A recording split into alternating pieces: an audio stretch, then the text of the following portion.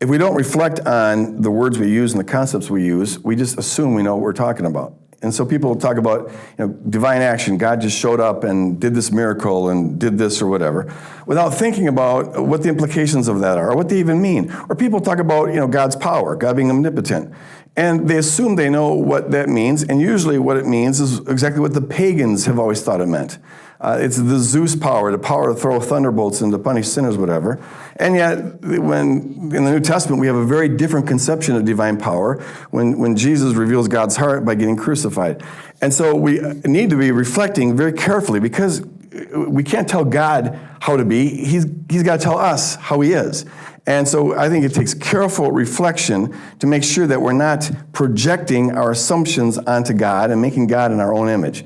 That's been the number one mistake that people have done throughout history, including in church history. I think we have to have a very careful Christ-centered reflection on what we mean by God's character, what we mean by God's power, by divine action, and all those sorts of things. And work out the ramifications of that. I mean, for example, I get this a lot in the States. Somebody was going to thank God because God gave him a parking space in a crowded parking lot to go to the mall.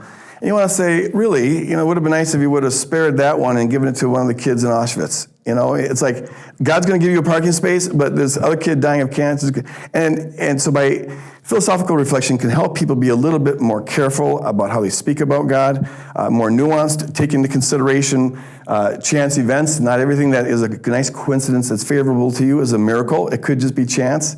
Think about, the implications of God would have to control every person who used or didn't use that parking lot that day in order to guarantee that you have this little parking space. Those kind of things just help make Christians a whole lot more thoughtful and, in the end, hopefully accurate about the way we speak about divine action.